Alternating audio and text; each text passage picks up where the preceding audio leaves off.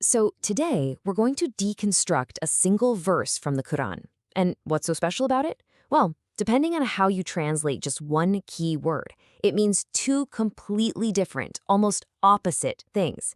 It's this incredible case study of how a simple rule might actually be a deep psychological insight. Let's jump right in.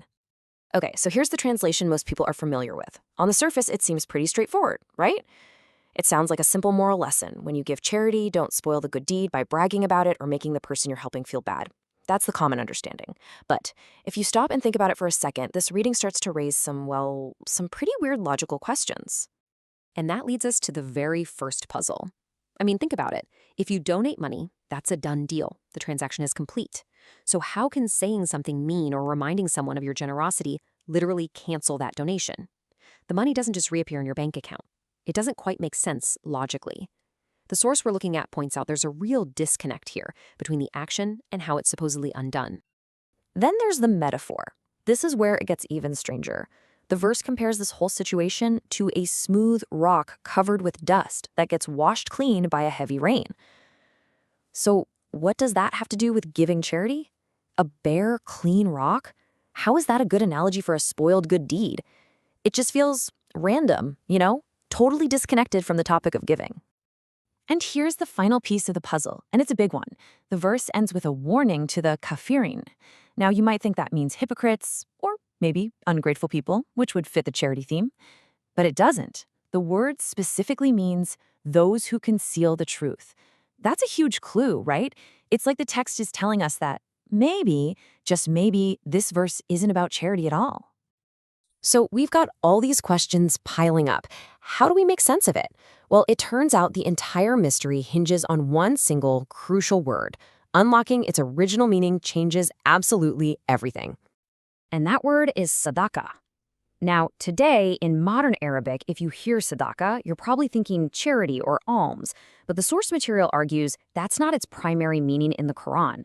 In Quranic Arabic, its root consistently points to something internal. We're talking about truthfulness, sincerity, honesty, being true to yourself and your word. This isn't just a small tweak in translation, it's a massive, fundamental shift in what the verse is even about. And you don't just have to take my word for it. The proof is right there in the Quran itself.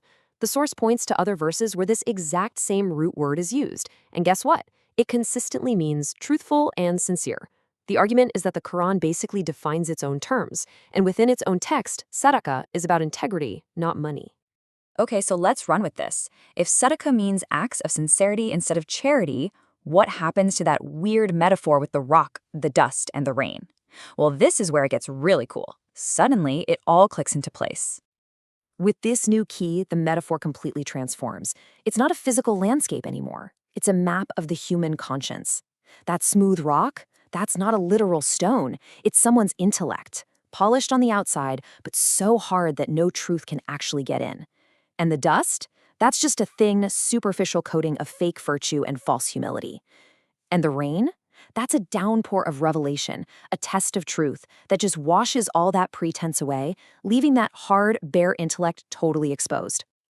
All right, we've redefined the key word, we've decoded the metaphor. Now it's time to put it all back together and read the verse again with these new eyes. Let's see what it really says.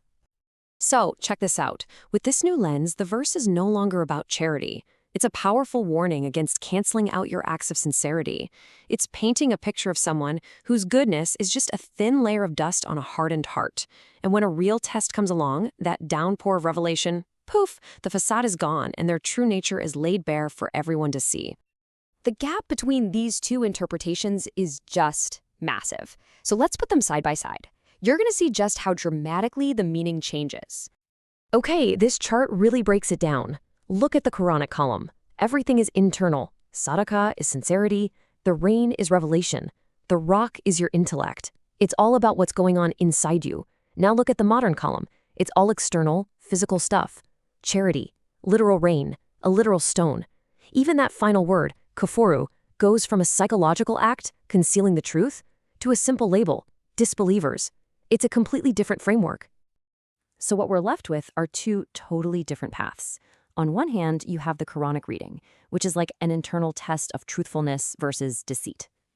On the other hand, you have the modern reading, which is basically an external rule for how to give money, a psychological deep dive versus a simple how-to. And this gets to the heart of the source's argument. The claim is that the common translation has kind of flattened the verse. It's taken this incredibly deep psychological message about the danger of self-deceit and boiled it down to a simple procedural rule about a ritual. The profound has been traded for the practical. The depth has been replaced by simple ritualism. Which leaves us with one final, big question to chew on. When you read this verse, what are you seeing? Is it just a simple rule for how to give away money, or is it something way more profound, a mirror for your own soul, asking you to look closely and figure out if your goodness is rock solid or if it's just a thin layer of dust, waiting for the first rain to wash it all away?